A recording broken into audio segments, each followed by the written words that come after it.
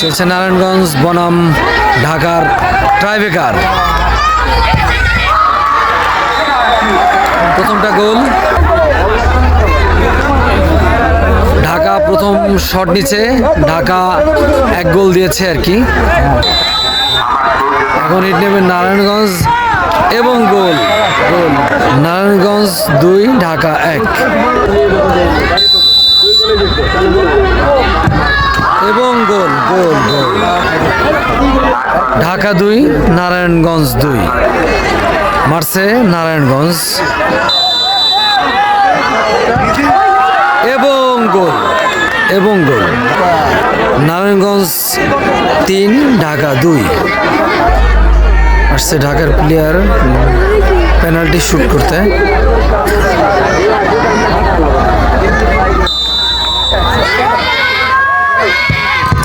ও ঠেকাই দিছে, ঠেকাই দিছে, ঠেকাই দিছে।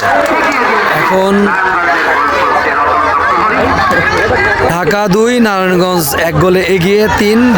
2 দলই 3টি করে শট নিয়েছে, তবে নারায়ণগঞ্জ 3টাতে 3টাকেই জালে প্রবেশ করিয়েছে, কিন্তু ঢাকা 3 নম্বর পেনাল্টি কিকে গোলকির কাছে ধরা খেয়েছে। এবার আসছে নারায়ণগঞ্জ 4 নম্বর হিট নিতে।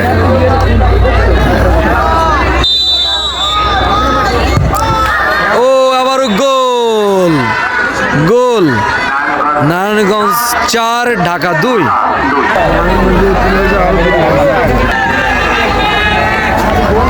সবাই খেলা দেখতেছে, পেনাল্টি শুট নিচ্ছে। এখন ঢাকার 4 নম্বর পেনাল্টি মারতে আসছে। ইতিমধ্যে নারায়ণগঞ্জ 4টাতে 4টা মারছে।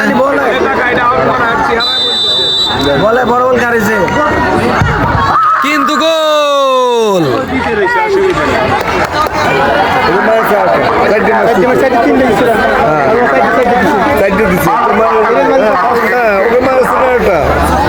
নারায়ণগঞ্জ আসছে সর্বশেষ গোল, অর্থাৎ 5 নম্বর পেনাল্টি শুট নিতে। এটা যদি গোল হয় তাহলে নারায়ণগঞ্জ জিতে যাবে, ঢাকাকে আর কষ্ট করে মারতে হবে না। আর যদি ঠেকিয়ে দেয় তাহলে আবার ঢাকাকেও আরেকটি মারতে হবে সমতায় আনার জন্য। সেই নাটকীয় ঘটনা, ঢাকা ঠেকিয়ে দিল। এখন নারায়ণগঞ্জ 3 ঢাকা 4।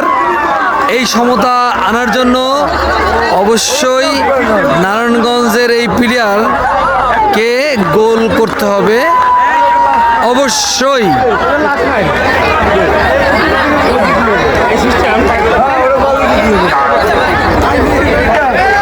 এই গল্পের সমাপ্তি যিনি লিখবেন, যে লেখক লিখবেন, তিনি এখন চলে আসছেন। গল্প লেখক কি করে আমরা দেখি। হ্যাঁ, এখন সেই নায়ক এবং গোল। 4-4 সমতা। আবার নতুন কোনো সিদ্ধান্ত নিতে হবে। এখন ঢাকা 4 নারায়ণগঞ্জ 4। নারায়ণগঞ্জ 5-এ 4, ঢাকাও 5-এ 4। আবার নতুন সিদ্ধান্ত। ফুটবল খেলার নিয়ম অনুযায়ী এখন একজন একজন করে মারতে থাকবে, যে দলেরটা মিস হবে তার বিপরীত দল জিতে যাবে। এখন আসছে পেনাল্টি শুট নিতে নারায়ণগঞ্জ।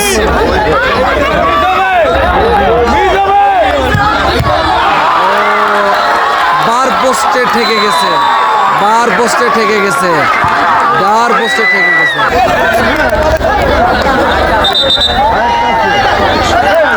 ঢাকা মনে করেছিল তারা জিতে গেছে, এই জন্য হট্টগোল। আসলে নারায়ণগঞ্জ 6টা শুট নিয়েছে, অবশ্যই ঢাকাকেও সেই 6টা শুটই নিতে দিতে হবে। সেটাকে, সেই কথাটাই রেফারিকে বোঝালো তারা। এখন আসছে ঢাকা পেনাল্টি শুট নিতে। নারায়ণগঞ্জ 6 শুটে 4টা গোল দিয়েছে। এখন দেখা যাক ঢাকা কি করে।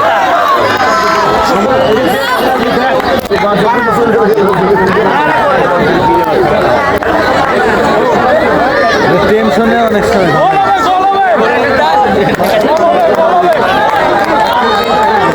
দেখা যাক কি হয়। শেষ পর্যন্ত জিতে গেল 5-4 গোলে ঢাকা জিতে গেল। এই গল্পের শেষ স্বপ্নদ্রষ্টা যিনি ছিলেন তিনি শেষ গোল করে ঢাকাকে বিজয় করলেন। ধন্যবাদ সকলকে, ভালো থাকবেন, আসসালামু আলাইকুম।